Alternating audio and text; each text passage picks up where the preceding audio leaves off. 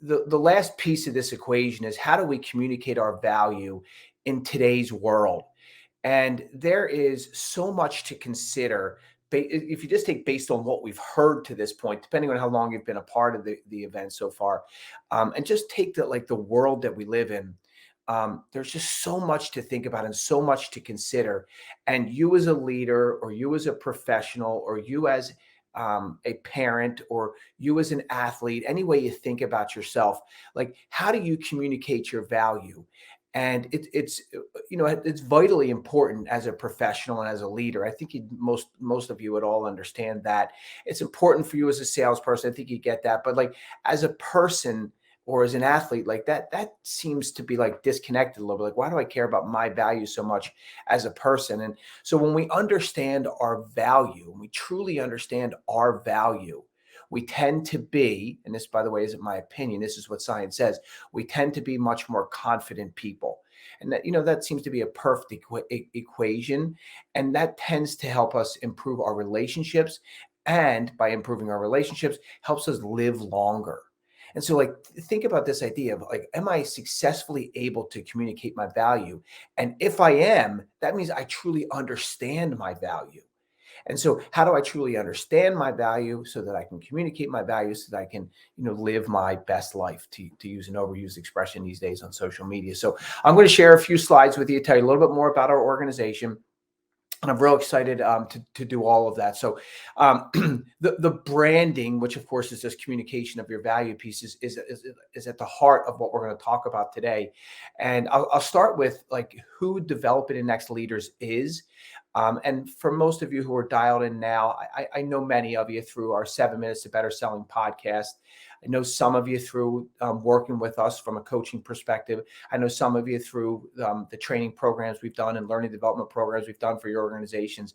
And so I'm going to tell you just in a brief way of who we are, for those who don't know who we are, and for those who do know, just remind you of some of the work we're doing. So Developing the Next Leaders started back in 2015 is when we actually opened our doors. And we opened our doors as a charity, a 501c3, that is designed to take people who are leaving the military, people who have served this country so bravely, and are looking to make a successful entrance into the financial services industry. We believe that the next leaders should come from people who are servant leaders. For example, we believe these people should be well organized, focused, driven, and be strong leaders. Not managers of people, but leaders of people. And that was the theory back in 2015, and that has only expanded and blossomed into what we've become today. So Developing Next Leaders has added a for-profit piece to the equation, where we coach entrepreneurs and folks from all walks of life on how to communicate their value, how to brand themselves better, how to differentiate their message in a very noisy or crowded market. And so that's what we're going to talk about today. And so as we move along to the next slide, you'll see I was involved with, or have been part of, 2 books. And so the first book on the left there is called Practice Matters. And that is exactly how advisors create efficiency in their lives. And so think about it from this way. So, like, there's legal advisors, people who advise other folks on, give them legal advice. There's tax advisors, people who give tax advice and tax planning. And then there's financial advisors, people who give, overall financial planning advice.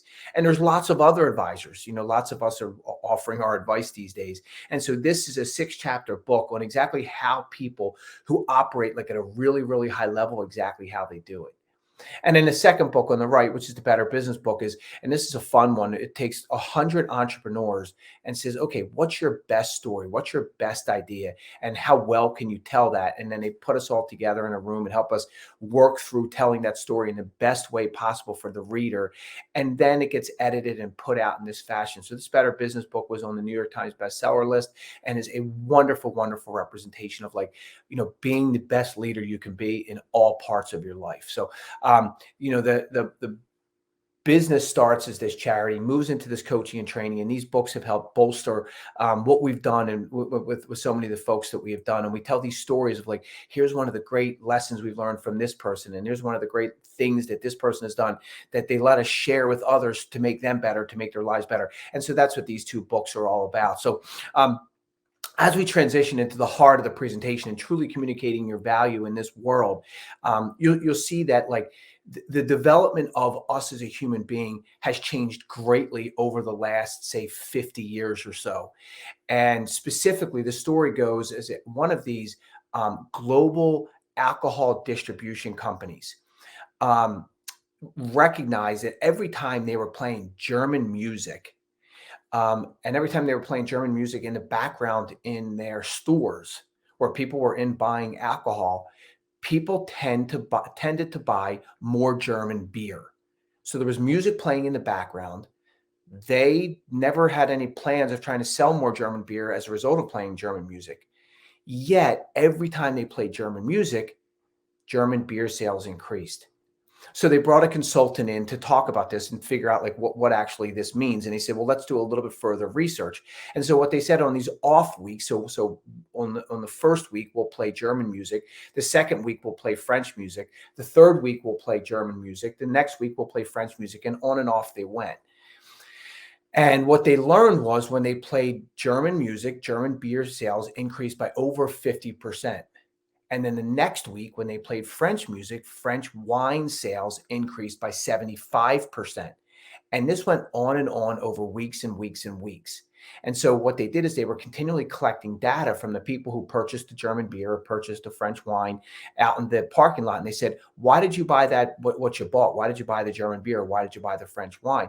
And what the people said was like eye-opening or startling. Their answer was, I don't know. I just don't think I've drank German beer in a while. Or why did you buy the French wine? Or why did you buy the wine that you bought? Did price drive it? Did the label drive it? I don't know. No, I just bought French wine. I hadn't bought French wine in a while and figured I'd give it a try.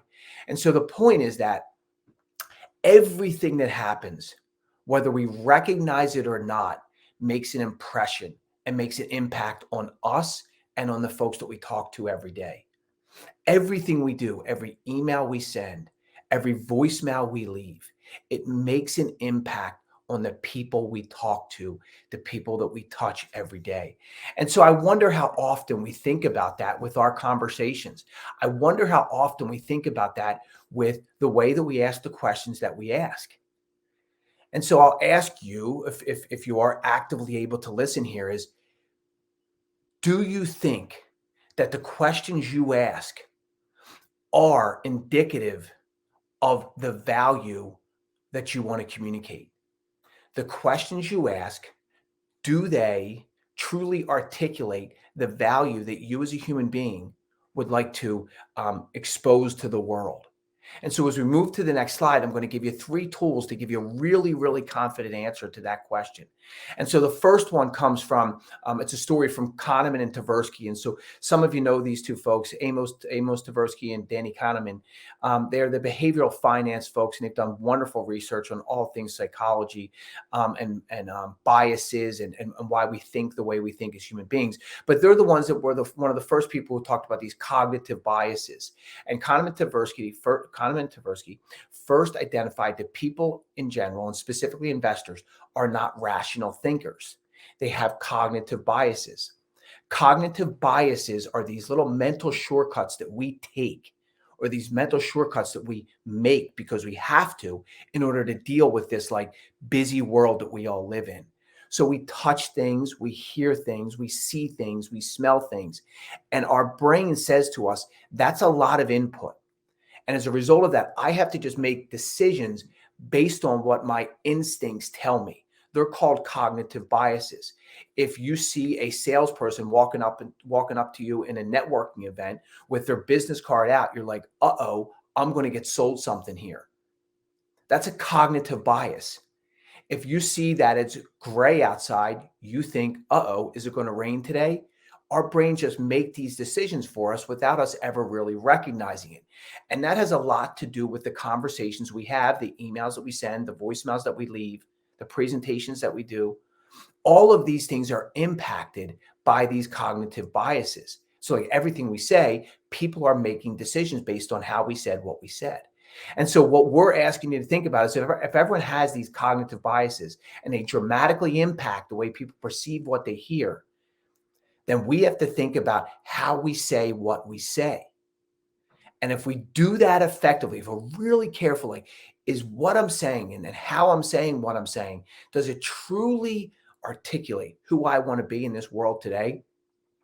If we think about that, we will be really, really effective communicators. And so I give you tool number one here. So, tool number one is ask a question that you want to know the answer to. I say that you want to, you, the asker of the question, that you truly want to know the answer to. Because when you ask that question that you truly want to know the answer to, you'll listen a whole lot better. And when you listen a whole lot better, boy, are you communicating something different than most other people in our world today. Lots of us ask questions. Lots of us ask questions that we think we know the answer to. So then we stop listening. In fact, like it happens on the phone a lot. Like you ask someone a question, did you see the Phillies game last night? Yeah, I saw it. No one, it's just an instinctive response. Now, did you see the Phillies game last night? And what did you think of what happened in the third inning? That's a totally different question. And it elicits or inspires a different level of conversation. So, thought number one is ask a question you want to know the answer to. If you truly want to know the answer to it, you're going to listen a lot better, which pushes us to point two. Point two says Princeton, over the last 50 plus years, have been studying the evolution of the human mind. And over the last 2 million years, we have developed what is the majority of our brain or the majority of our mind. And the majority of that mind, which they consider mind one, as you can see on the green there, is instinctive. It's like these cognitive biases. I see this, I think that, I act that way. And so, like, when we ask questions that people like know the answer to or think they know the answer to, they never have to get out of their instinctive brain. Over the last 180,000 years, maybe 200,000 years, we have developed this mind two, which is the prefrontal cortex. And mind two is this strategic mind or the relational mind or the creative mind. That's where all of those things happen, or I should say all of those. The very large majority of those strategic decisions, those relational decisions, those creative decisions happen in the prefrontal cortex. And so our job is to, number one, ask questions that we want to know the answer to because we'll listen a lot better. And for a better listener, that's communicating our value in a different way. The second piece is when people ask us questions that we know the answer to, we simply react to them with this instinctive mind. Okay, now, when people ask us questions that make us think, that truly make us think, and truly make us think strategically and relationally, we then get out of our instinctive mind and get into our relational mind. And so, how do we do that? So, what Develop a Next Leader says is ask a question that your client or your peer or your colleague or your friend hasn't heard before, or at least hasn't heard asked that way in the past. And if you're able to do that, you're able to push them out of that instinctive mind and push them into that prefrontal cortex or that relational mind. So, thought one, ask a question you want to know the answer to. Thought two is ask them a question that they haven't heard before. And then thought three is make sure that they want to know the answer to that question. Excuse me, make sure that they want to answer that question. If your questions have those three components to them, you will find that those conversations are engaging, are enthralling. I've walked away from many conversations in my life and be like, that was a total waste of time. I've walked away from other conversations in my life and been like, that was an incredibly like constructive or beautiful conversation. I've actually said things like that in the past. I'm like, that was just awesome. Because the questions that were asked, we both wanted to know the answer to. We both wanted to talk about. And we were both like learning things as we were talking because the questions were asked in a way that forced us to think. And that is the essence of excellent conversation today. That is like the core of communicating your value today. If you can master these three things. And so I'll share a story with you that highlights like our ability to do these things in light of any situation. And you say, well, geez, Colin, that's a big statement. In light of any situation, can I really ask a question that elicits these three things? And we would say yes. And so I like to do adventure races and I like to do endurance events and different things like that. And so in 2018, I was doing a 5-day endurance event up in Maine, the Maine Adventure Race. And it was from the top of Maine all the way down to like southern New Hampshire, 300 plus miles, kayaking, hiking, orienteering through the woods, and mountain biking. Had to find different checkpoints in the wilderness. It was really an amazing event. So in the morning of day 3 of the event, it's about 5 o'clock in the morning, 4:30, 5 o'clock in the morning. And I wake up. And unfortunately, I wake up in the back of an ambulance, unknowing where I am.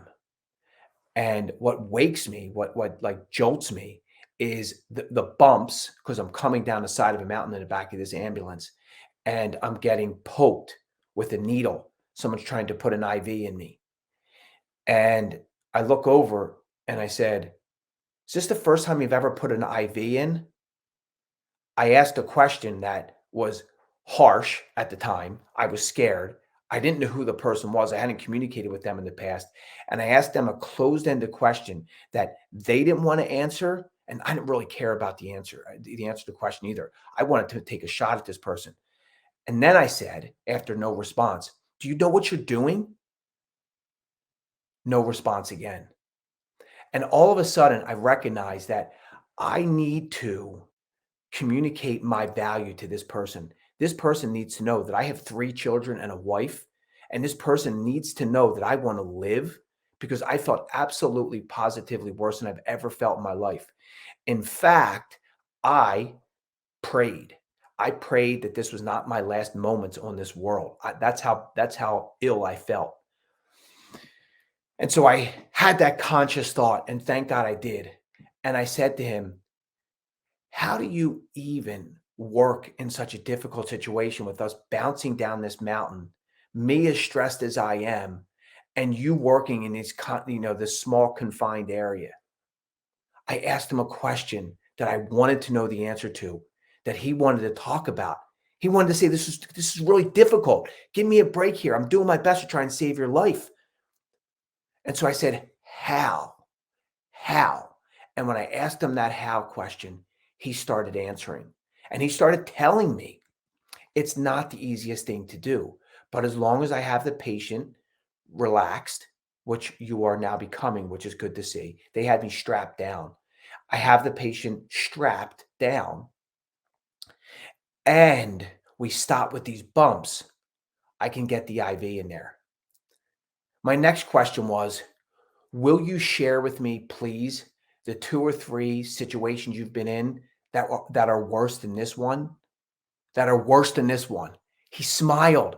He laughed. And before he ever had a chance to answer, the IV went in my arm. I figured out at that time that anytime, no matter how challenging the situation, how complex or confusing the environment that we're in, if we ask these questions that get people out of their instinctive reactive mind and we get people using the front of their mind, we are able to truly communicate our value, or you're able to communicate your value. It wasn't long before he was asking questions. Do you have children? Tell me about your children. He knew I wasn't feeling well. Tell me about your children. He wanted to remind me of what I was saying, what I knew I needed to know, which is I needed to live. And that conversation lasted all the way till we got to the emergency room and then ultimately the ICU. And then, as you know, since I'm standing here, he saved my life. And so the idea of us being able to communicate our values starts with the way we ask questions and the way that people react to the questions we ask. And remember, it's how we ask and what we ask. And we give you those three tools. Make sure you want to know the answer, make sure they want to talk about the answer, and make sure you're asking in a way that they haven't been asked it in the past. So as we move over to the next slide, you'll see one of the things that we as human beings have to deal with is this big challenge. Well, this slide's a little messed up there, Simon. But the point is all the same. One of the things that conspires against us is we as human beings tend to ask closed-ended questions when we most need to ask an open-ended question. Now, closed-ended questions aren't all bad. I know that's one of the things that people talk about a lot is closed-ended questions are a problem. Too many people ask closed-ended questions. Those things are true, but not when you dig deeper into them. Closed-ended questions can be effective when used at the right parts or the right points in conversations. However, earliest points of conversation, closed-ended questions are horrible. When we're asking someone to do something, closed-ended questions are way less effective. In particular, in the last 2 years, closed-ended questions have become so much less effective when we're asking someone to do something. And here's what I mean by that is 20 years ago, you could say to someone, "Are you going to do business with me?" And people reacted well to that or reacted with a better response than they do today. People do not like those hard closed-ended questions when they're being asked to take the next steps or to do something. So closed-ended questions are effective at certain points of conversation, just not at the beginning of a conversation and not when we're asking them to do something. Okay, so how does that relate to what we're talking about here? Is we as human beings have this wiring in us that says, I'm going to ask a closed-ended question at the beginning of a conversation and when I want someone to do something. Will you do this for me? That's a yes or no. Can you do this for me? That's a yes or no. At the beginning of a conversation, is now a good time? Do you want me to try later? Do you work with? Are you a? So very early on in our outreach to our prospects, our outreach to our clients, when we're in a networking situation, at the earliest points and at the most complex points of conversation are when we most need to ask open-ended questions. And it's when we as human beings, our wiring has us ask closed-ended questions. So what I'm asking you to do is to think about it. So Colin, I need to number one, have three components to every conversation, every question I ask, which number one is I have to want to know the answer. Two, they have to want to answer it. And three, as I've mentioned, ask it the way they haven't been asked in the past. Now, I need to take that and ask it early on in a conversation, and I need to ask it when I'm ultimately trying to close them or ask them to take the next steps. So something like, thank you. So I'm reaching out to someone, says, are you the person I should be talking to? Is thanks so much for taking a minute to talk. How best to communicate with the person who makes decisions on? How best to communicate with them? Well, cold calling is not the right answer. That's if you're cold calling. Okay, well, how else would you recommend that I do this? Then they start opening up. We've asked a question in a way that they have never answered it before. Never been asked it before and never been forced to answer it before in their lives. And we truly want to know the answer. You will listen wonderfully. They will talk and share. Early on in conversations, do your best to ask open-ended questions. Stay away from closed-ended questions. Later on in a conversation, when you're wrapping up meetings or wrapping up the conversation, ask open-ended question. How best to stay in front of you with this? How best to continue to communicate our value to you and your practice, you and your business, you and your friends, you and this group you belong to? How best to? That gets people out of their instinctive and gets them into their relational brain. And if you're able to do that, you're able to so quickly communicate your value that you value communication. You value the relationship. You value the resources you bring in the relationships you have. And it's not the easiest thing to do, but awareness is important, number one. And then once you have that awareness, now you have the tools to overcome it. You want to know the answer. They want to talk about the answer and ask in a way that maybe they haven't heard in the past. And so we'll move over to one more slide and then we'll bring this whole thing together here. We'll do these last two slides because they connect with one another. Is in the past, we have been able to use other platforms to get out there and communicate our value. Like cold calling has had its place for a long time in the sales world or the leadership world. I could call people and say, "Hey, I'd like you to work for us." If I'm a sales leader looking for more people to work with me, if I wanted more clients, I could call people, and that used to work. I used to do seminars. You get into a room and you try and get 5,000 people to come in and tell your story. Those things aren't working in this COVID world. And so advertising and buying books of business and all these things used to work over the last, say, maybe 30 years. But the last 2 years, things have changed. And so, Simon, move to the last slide, if you would, please. Things have changed, and they've changed in a way where the three tools in order to most successfully take what we learn and communicate out to the world happens in the social media world. These are the best ways for us to communicate our value, number one. Number two, through networking. And number three, through getting referrals. And these things have all been mentioned, which is a wonderful way to close our session for the day. But these things have all been mentioned from Alan to Chris to Kim to Jeremy, and now you're hearing it again. Social media, networking, and building a successful referral source are the most successful ways to build a practice.